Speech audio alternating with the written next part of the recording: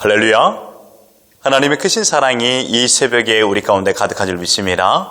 오늘 우리는 갈라디아서 2장 19절 본문을 통하여 나의 신앙의 기준이라는 제목으로 하나님의 말씀을 함께 나누도록 하겠습니다.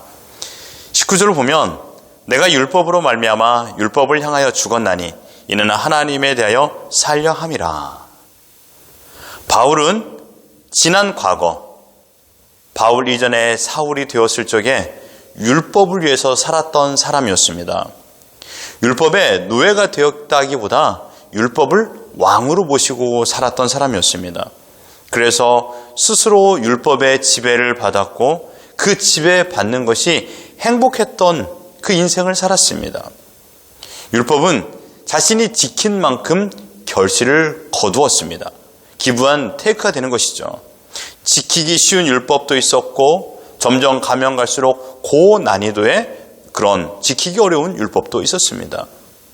바울 이전의 사울은 이런 고난이도 율법을 지켰던 자입니다. 그래서 자신이 스스로를 평가할 적에 자신을 소개하는 부분에서 이렇게 말합니다. 빌립보서 3장 6절에 보면 열심으로는 교회를 박해하고 율법의 의로는 흠이 없는 자라. 바울은 외부적으로는 교회를 박해하던 율법의 선두주자였습니다. 내부적으로는 자신의 신앙을 매일마다 율법으로 당금질했던 자였습니다. 그래서 율법을 지킴으로 평가되는 의로움에서 흠이 없는 자라고 많은 사람들뿐만 아니라 자신 또한 그렇게 생각했던 것입니다. 과연 어떤 사람이 자신의 일에 실수가 없이 흠이 없도록 살아갈 수 있다라고 말할 수 있겠습니까? 바울은 그토록 율법을 잘 지켰고 이것을 매우 자랑스럽게 생각했던 것입니다. 바울은 어려서부터 부모님과 선생님 그리고 선조들로부터 배운 율법을 열심히 지켜 행했습니다. 그래서 바울은 율법적인 평가 기준을 놓고 본다면 여기서 중요한 것은요, 율법적인 평가 기준입니다. 그러니 유대인들이 평가하는 것이죠. 참으로 흠이 없는 완벽한 사람이었습니다. 이로써 바울은 모든 사람들, 특별히 율법의 지배 아래 있던 유대인들에게는 소문난 사람이 되었고 심지어 존경받는 젊은 인물이었습니다. 그런 인물이었던 바울이 오늘 본문에서 뭐라고 말하고 있습니까? 율법에 대하여 죽었나니. 뭐라고요? 율법에 대하여 죽었나니 라고 말했습니다. 이 말은 내가 율법을 통해서 나는 죽었다라는 것입니다. 즉 이제는 율법과 아무런 상관없는 사람이 되었다라는 것입니다. 이제는 율법이 나에게 아무런 영향을 미치지 못한다라고 말하는 것입니다. 여러분, 인간이 상식적으로 생각해 보십시오. 죽임을 당하면 죽으면 어떻게 됩니까? 그 몸은 더 이상 어떠한 질병이나 병균들에게 영향을 받지 않습니다. 왜냐하면 생명이 떠난 몸이 되었기 때문입니다. 외려 여러분들, 사람의 몸이 죽으면요, 몸에 있는 병균들이 밖으로 나갑니다. 왜요? 살아있지 않기 때문이죠. 그런 것처럼 율법은 죽은 자에 대해서는 더 이상 효력을 발휘하지 못한 것입니다. 바울이 표현한 죽었다라는 말은 20절에 나오는 그리스도와 함께 십자가에 못 박혔다라는 말을 통하여서 정확하게 설명되고 있습니다. 어떻게 죽었는가? 십자가에 못 박혀 죽었다라고 말하고 있습니다. 율법이 신자에게 더 이상 효력을 발휘하지 못하는 것은 신자가 그리스도와 함께 죽었기 때문입니다. 여기서 십자가는 지난 율법의 지배를 받았던 과거와의 분리 또는 단절을 상징합니다. 신자는 그리스도와 함께 십자가에 못 박혀 죽음으로 말미암아 죄에 대하여 죽었습니다. 로마서 6장 2절에 이렇게 표현합니다. 그럴 수 없느니라 죄에 대하여 죽은 우리가 어찌 그 가운데 더 살리요. 죄에 대하여 죽었다라고 말하고 있습니다. 그리고 오늘 본문에서는 말한 것처럼 율법에 대하여 죽었다라고 표현했습니다. 갈라디아서 6장 14절에 보면요, 그러나 내게는 우리 주 예수 그리스도 십자가 외에 결코 자랑할 것이 없으니 그리스도로 말미암아 세상이 나를 대하여 십자가에 못 박히고 우리는 또한 예수 그리스도와 함께 죽음으로 말미암아 세상에서도 죽임을 당한 것입니다. 더 이상 세상이 나에게 영향을 미치지 못한다는 것입니다. 더 이상 죄가 나에게 영향을 미치지 못한다는 것입니다. 더 이상 율법이 나에게 영향을 미치지 못한다라고 바울은 말했습니다. 이 세 가지가 무엇을 의미할까요?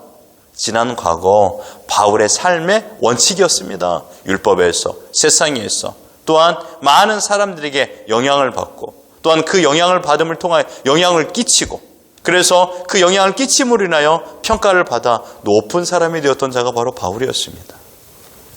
그러므로 그리스도의 죽음에 동참한 신자들은 이제 더 이상 죄와 율법과 세상의 통치를 받는 과거의 삶에서 벗어났음을 의미합니다. 매우 중요한 부분입니다. 뭐라고요? 예수님과 함께 죽음으로 인하여 우리는 죄에 대하여 율법에 대하여 세상에 대하여 더 이상 영향을 받지 않는 자들이 되었다는 것입니다. 예수 그리스도를 영접한 유대 기독교인들도 동일합니다. 지난 과거 그들은 누굽니까? 율법의 지배를 받았던 자들입니다.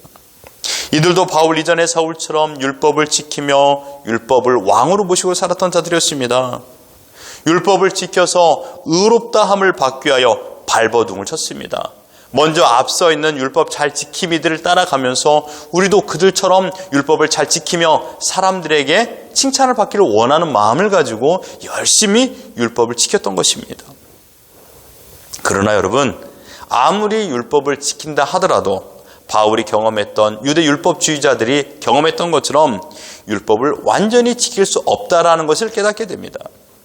오히려 율법을 지키려는 행위는 자신의 의로움을 자랑하게 했고요. 무슨 말입니까? 나는 이 율법을 지켰다. 나는 이 율법을 지켰기 때문에 너는 이 고난이도의 율법을 지켰느냐? 나는 너보다 높은 사람이다. 그에 반면 상대방이 율법을 지키지 않고 율법을 어겼을 때는 어떻게 합니까? 그를 향하여 정죄하게 됩니다. 그러니 자신은 높이고요. 반대로 상대방은 정죄하고요. 또한 내가 율법을 지키지 못하면 나를 비관하고요. 상대방을 높이는 그런 악순환이 연속되었다라는 것입니다. 근데 인간은 율법의 요구를 충족할 수 없다는 사실을 깨닫게 된 것입니다. 그러므로 복음으로 말미암아 율법이 가지고 있는 허구를 깨달았기 때문에 복음의 시각으로 율법을 보니 이것은 다 가짜다. 가짜 복음이다라는 것을 바울은 깨닫게 된 것입니다. 그래서 표현한 것입니다. 율법으로 말미암아 나는 죽었다. 이제 바울의 인생은 어떻게 달라졌습니까? 율법의 지배를 받았던 삶에서 19절 하반절에 보면요. 하나님을 향하여 살려 함이라라고 표현하고 있습니다. 무슨 말입니까? 지난 과거 나는 율법을 위해서 살았다. 그러나 이제는 복음으로 말미암아 터닝 포인트 변화되어서 나는 하나님을 위하여 살게 되었다라고 말하고 있는 것입니다.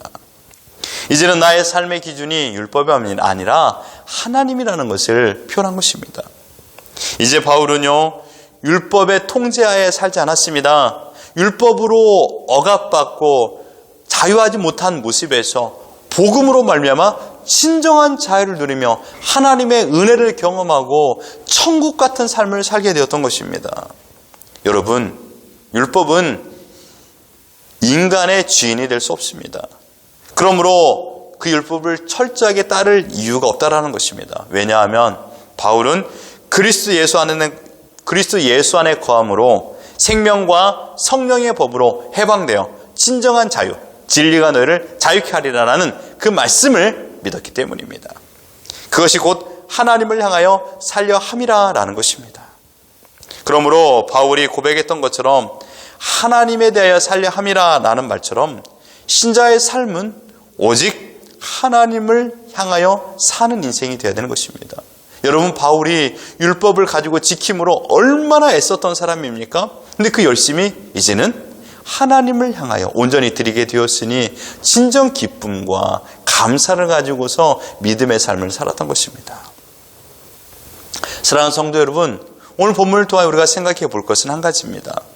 지금까지 우리의 삶의 기준이 무엇이었는가 이것입니다. 사실 여러분, 우리의 신앙생활, 믿음 생활하는 숨겨진 목적이 내 자신의 만족은 아니었습니까? 내 자신의 만족을 위하여 성경을 연구하고요, 이해하는 이유가 하나님을 바로 알게 하기 위함, 하나님을 내가 진심으로 사모하고 하나님을 바로 알아서 하나님의 뜻대로 살기 위한 것이 아니라 나의 만족, 나의 학문적 탐구의 열심의 대상이 하나님이 되었기 때문에 그저 하나님을 믿기 위하여 아는 것이 아니라 그냥 내가 하나님을 알고 그냥 연구하기 위하여 성경 공부하진 않았습니까? 믿음 생활도 마찬가지입니다. 왜 교회로 옵니까? 하나님을 향하여 말씀을 듣고 그 말씀을 따라 살기 위한 방향을 제시받고 하나님의 자녀로서 예배를 드렸습니까? 아니면 마지못해 어쩔 수 없이 사람들에게 그저 칭찬과 사람들의 눈동장을 찍기 위해서 교회 오지는 않았습니까? 언제나 우리가 조심해야 될 것은 내 만족을 위한 신앙생활이 되어서는 안 된다는 것입니다. 가장 위험한 신앙생활 군단은 숨겨진 나의 만족을 채우기 위하여 신앙생활 하는 자들입니다. 바울 이전의 사울이 율법의 노예가 되었던 것처럼 자기 만족을 위한 종교 생활을 해왔던 것처럼 말하고 있습니다. 이런 자들의 특징은 무엇인지 아십니까? 자신에게 큰 시험이 닥침으로 인하여 신앙과 하나님을 떠난다는 것입니다. 그것도 아주 쉽게 해요. 주의 믿음 생활을 열심히 하다가 불현듯 어느 계기를 통하여 하나님을 떠난 자들을 주에서 보게 됩니다. 그 이유는 무엇입니까? 상처를 받았다라는 것입니다. 내가 상처를 받았다. 함께 봉사한 동역자들에게 상처를 받았다. 또는 목회자에게 상처를 받았다라고 말합니다.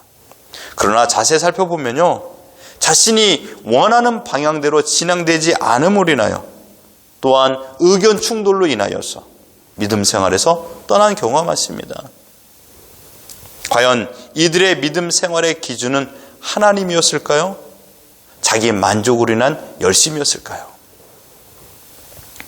바울은 믿음 생활의 기준을 율법에서 이제는 하나님으로 완전히 변하게 되었습니다. 이 터닝 포인트의 중심에는 복음이 있었습니다. 복음을 만남을 통하여서 그의 인생은 완전히 변화됐던 것이죠. 그의 렌즈가 바뀐 것입니다. 그의 시각이 바뀐 것입니다. 그의 컨택이 바뀐 것입니다. 어떻게 해요? 율법, 지켜 행함으로 내가 복을 받는다. 이제는 복음을 통하여 하나님의 은혜로 내가 구원을 받고 하나님의 은혜로 모든 것을 채워주신다라는 것을 바뀌게 된 것입니다. 이 변화는 생명을 살리는 변화가 된 줄 믿습니다. 지금 나의 신앙생활의 기준을 다시금 점검하십시오. 나를 위한 믿음 생활인가? 하나님의 영광을 위한 믿음 생활인가? 나를 위한 성경 읽기인가? 하나님의 영광을 위한 성경 읽기인가? 오늘 하나님께서 나에게 무엇을 원하시는가를 물어야 된다는 것입니다. 하나님께서 나에게 무엇을 원하고 있는가? 이 일을 위하여 우리는 성경을 보며 하나님의 뜻을 깨달아 알아야 된다는 것입니다. 바울은 이 사실을 깨닫게 되므로 바른 신자의 신앙생활의 기준을 고린도전서 10장 31절에 이렇게 말했습니다. 먹든지 마시든지 무엇을 하든지 다 하나님의 영광을 위하여 하라. 오늘 나의 신앙생활의 기준은 하나님의 영광을 위하여 오늘을 살아가는 것입니다. 무슨 일을 하든지요. 여러분의 직장에서, 여러분의 가정에서, 또한 여러분이 개인적으로 경건생활하는 그 순간에서도 하나님의 영광을 위하여, 하나님의 영광을 위하여 모든 일을 감당하십시오. 이 믿음의 삶이 하나님을 존귀케 여기는 것입니다. 하나님께서 허락하여 주신 인생입니다. 하나님께서 허락하여 주신 직장입니다. 하나님께서 허락하여 주신 나의 생명입니다. 그러므로 하나님을 존귀케 하는 것은 하나님께서 허락하신 대로 최선을 다하며 기쁨으로 살아가는 것입니다. 그때 비로소 하나님은 하나님을 존귀케 여기는 자를 존귀 여기신다라고 말씀하셨습니다. 누가 사랑받는 자일까요? 하나님을 사랑하는 자입니다. 하나님의 영광을 위해 살아가는 자가 하나님의 사랑을 받습니다. 그러므로 바울은 하나님의 큰 사랑을 받았던 자입니다.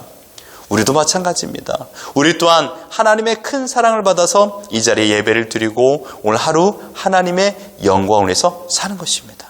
그래서 오늘 우리에게 주신 이 바른 믿음을 지키고 하나님께 영광 올려드리며 하나님께서 주시는 놀라운 은혜를 경험하며 오늘을 기쁨과 감사로 살아가는 우리 모두가 되기를 예수 그리스도 이름으로 축원합니다.